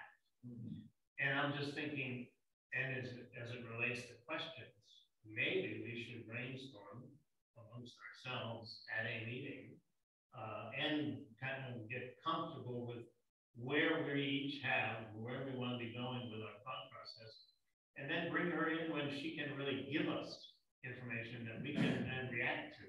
Yeah, I agree. I think understanding what the baseline is that we're working with, right, before we even talk about what can and can't be done. And I think prioritizing what the baseline is, like what do the property assessment and then the structural assessment, right?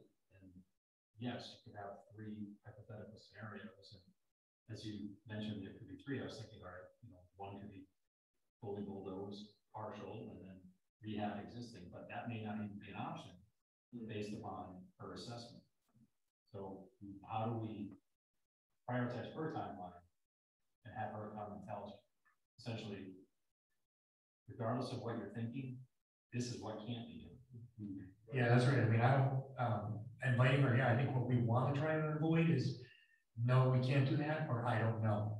And we want to avoid those answers. And I think if we invited her to come and, you know, I think, for lack of better words, waste one of the 4 meetings.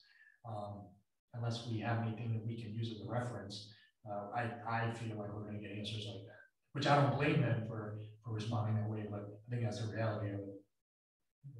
Yeah, if I was spending my money, I would say, come back to me with your site assessment, your structural assessment. Yep. Okay. When they've got that, then you can say, yes, you do this. I think at the same time, in parallel, we can still do the community input. Yep.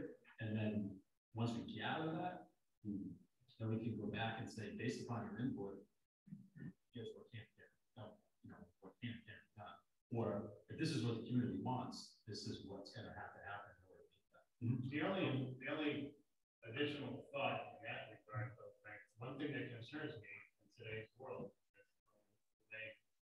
some mindsets are focused towards authority, is that if we start to encourage ideas prior to us having a knowledge and a base, sadly, what can happen sometimes is your heart is in idea number 1.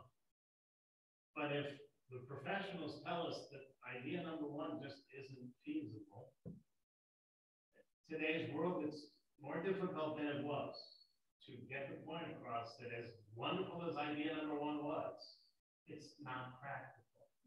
Whereas if we wait and we say, we need to kind of, based on the professionals we pay, we need to stay within this box. Here's the confines of the box. Keep your focus within the box. The outside the box is great, but it's not practical.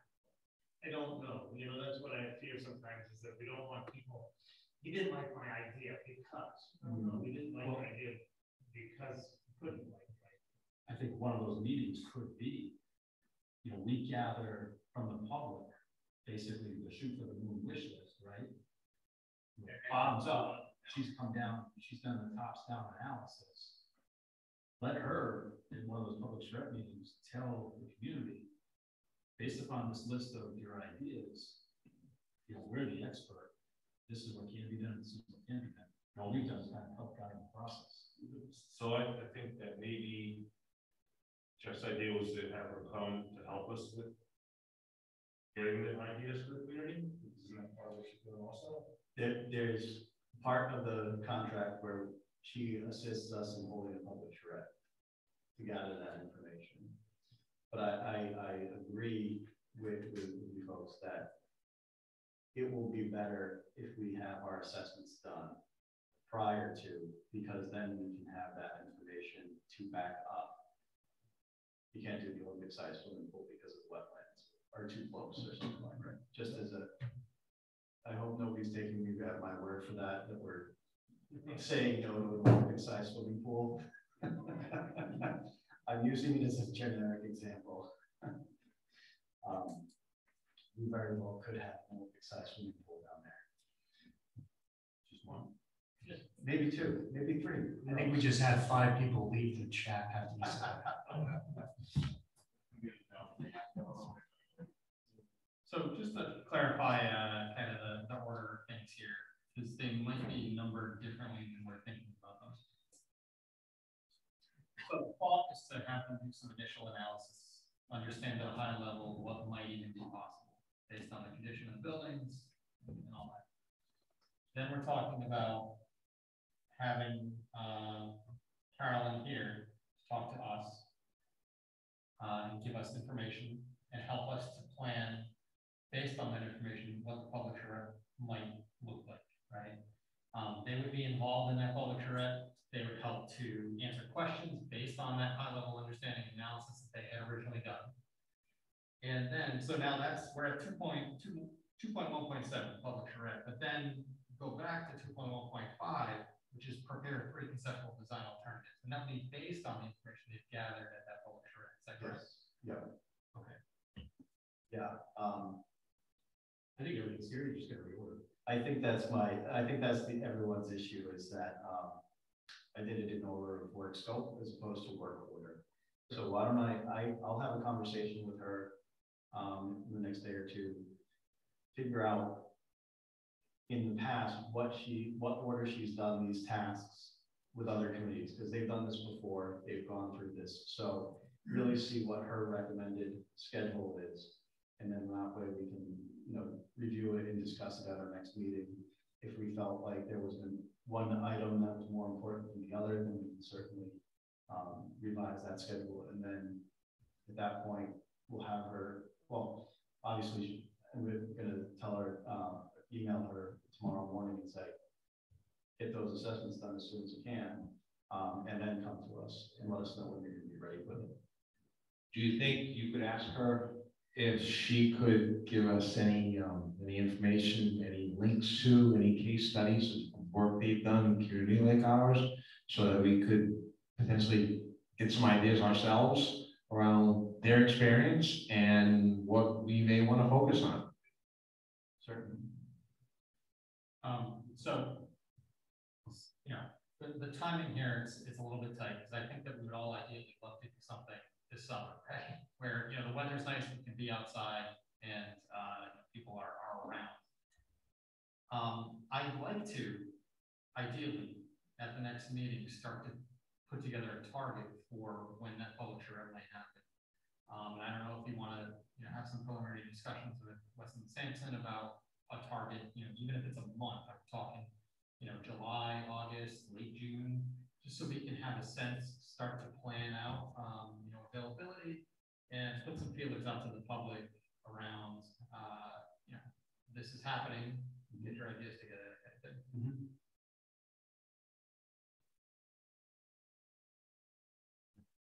I was also thinking, while I was putting this schedule together, with the various outreach programs that we might be doing, even setting up a table for maybe one or two of us to be at a concert on the Common, so we can hear folks, because there's going to be a lot of different events that happen in town, especially with the 150th being last year, but celebrating this year.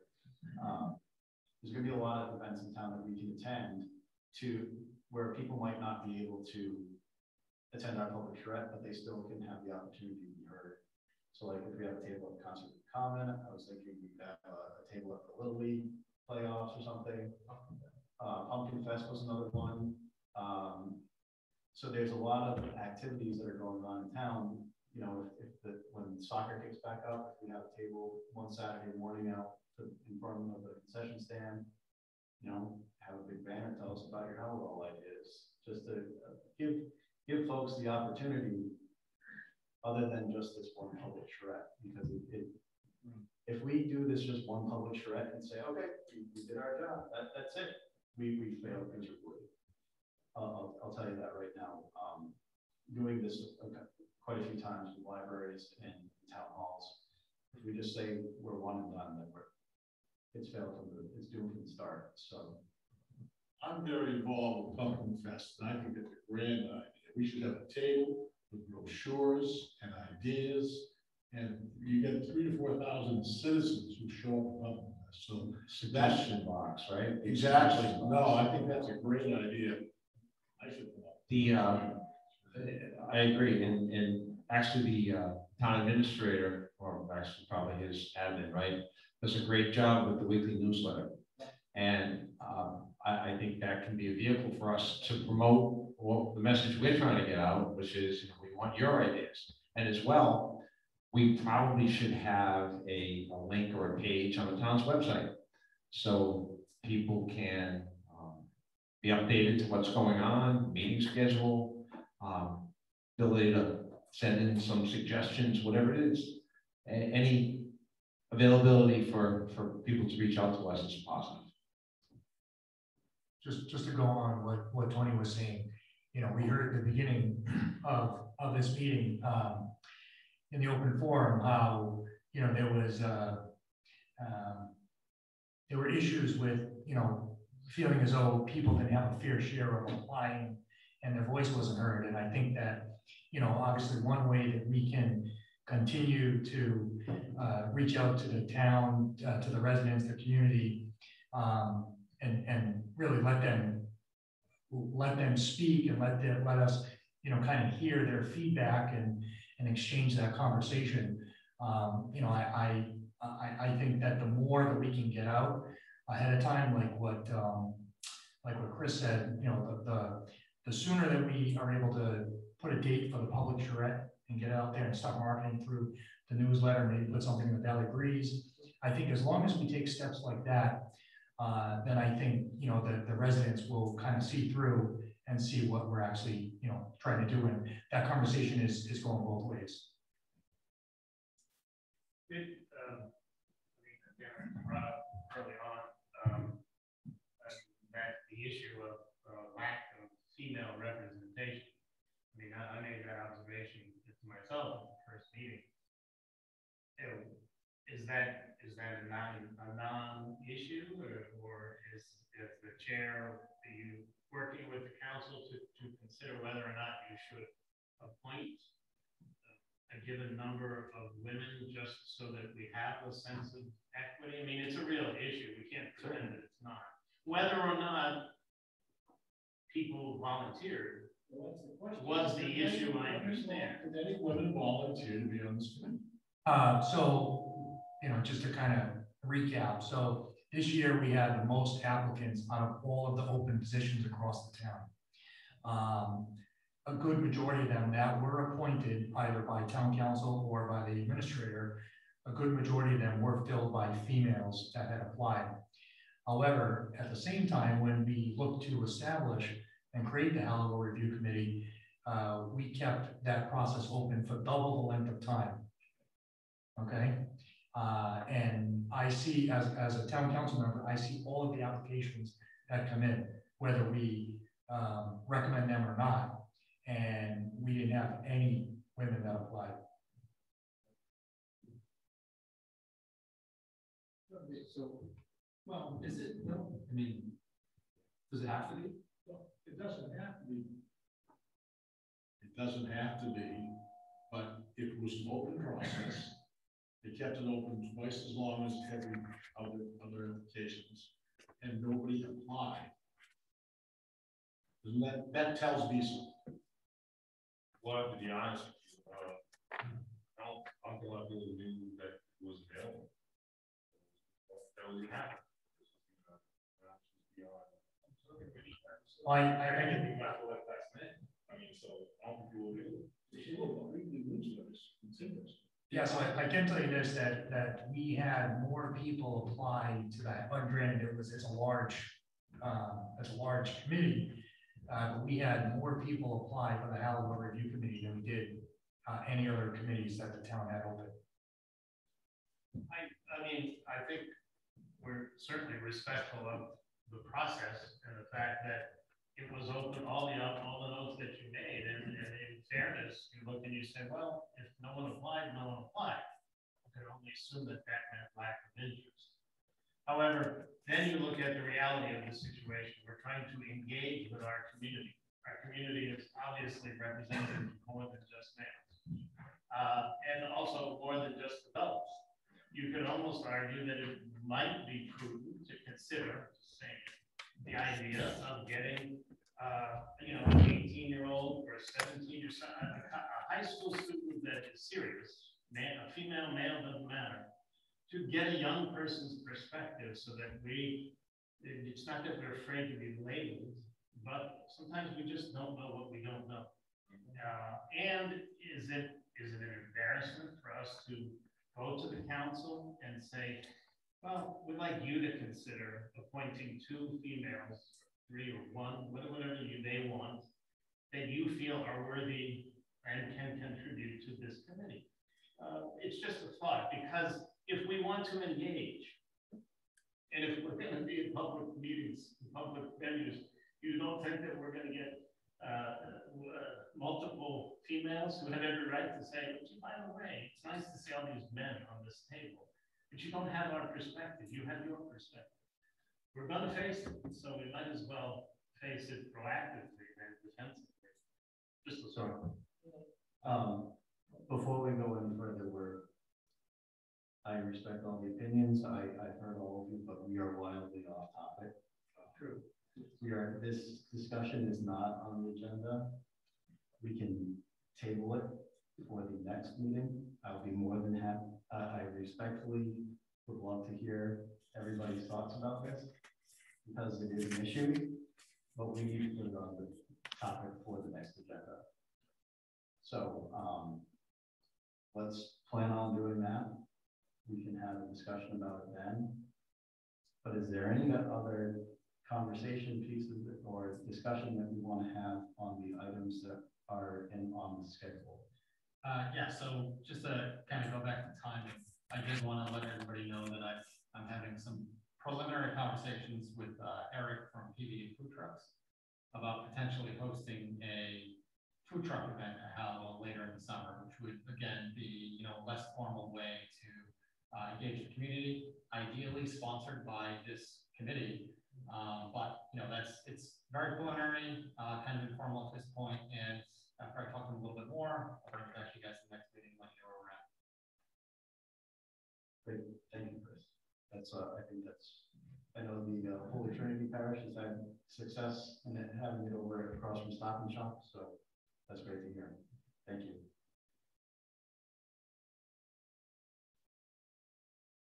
So unless there's no further discussion about the schedule, some of the tasks that have been put on this, this can kind of still continue to be a working document as I have conversations with Carolyn from Weston Sampson. As we have our next meeting, we can start to think about when our first public charrette might be, and then maybe aim to have a follow-up public charrette, thinking about what other local events are going on in town, whether there be a Memorial Day parade table or a concert on the common table. We can start to think about that. I would hope that the concert on the common is going to start to move forward a little bit, based on being an outsider. Concert on the common from 4 and Thursday nights here, so it will not be like they used to be at the church. Okay.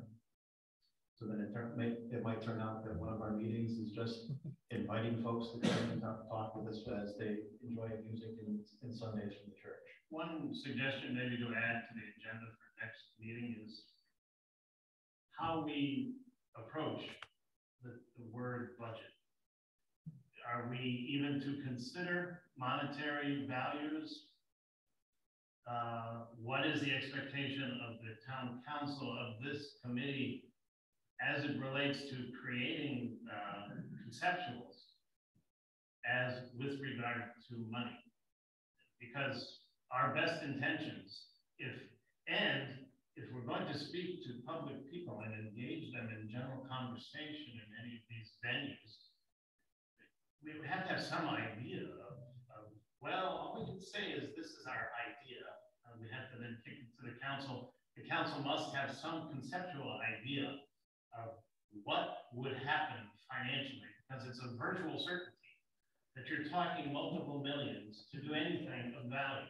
So it'd be nice if this committee had an understanding, even if it's just within, I mean, it's a public venue, but just a broad base of where we are. So, without actually speaking for the full representation of council, we have had talks, and I know Tom had stated in, I believe, our first meeting that there's not a lot, but a decent amount of grants that he believes he can drive us to have access to. So obviously that's not going to afford us to fund the whole thing. So, it's that 4-letter word bond that, it's inevitable no matter how you look at it, if you want it done right, it's going to have to go out to bond. What that figure is, I don't know.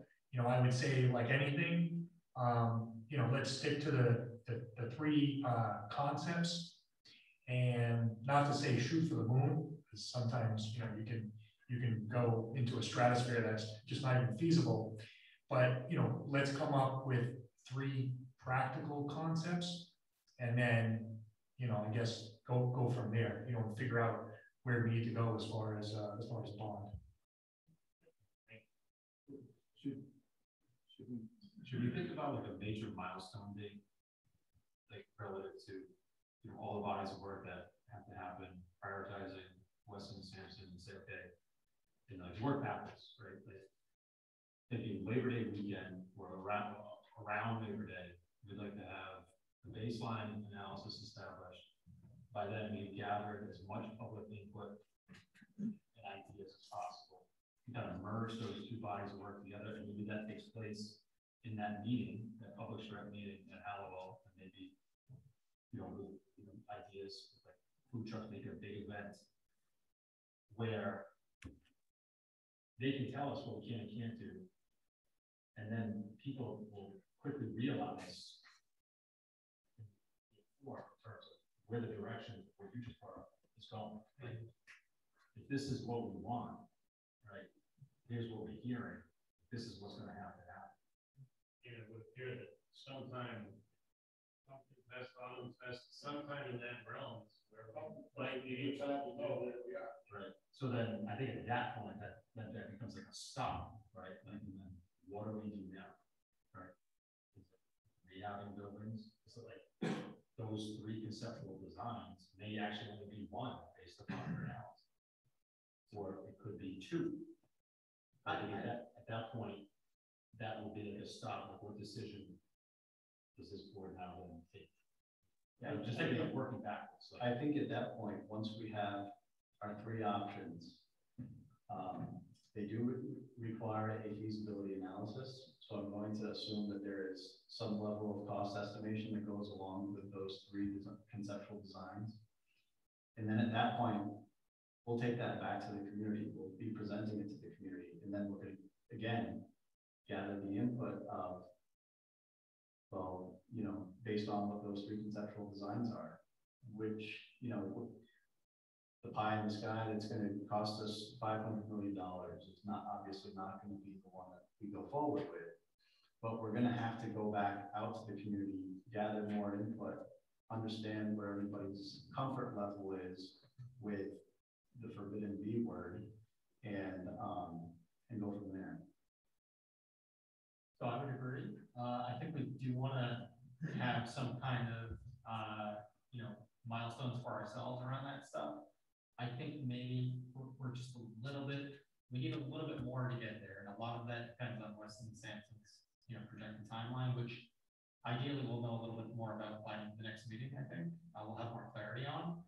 But, you know, between the information that they're gathering, the community events that we're doing, it all kind of helps to scope down to, you know, an eventual stopping point where, okay, we know we have this body of, you know, theoretical stuff that we might do, and now we can start to make decisions about how we move forward.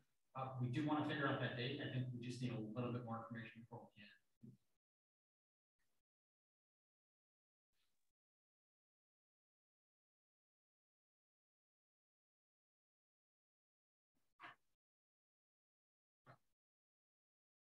Sorry, I'm slow here. Okay. Are there any other comments or discussion that we want to have with some of these items, or shall we call it night and see you in 2 weeks? Okay. Motion from Mr. Mayo, multiple seconds. All in favor? Aye. And all opposed?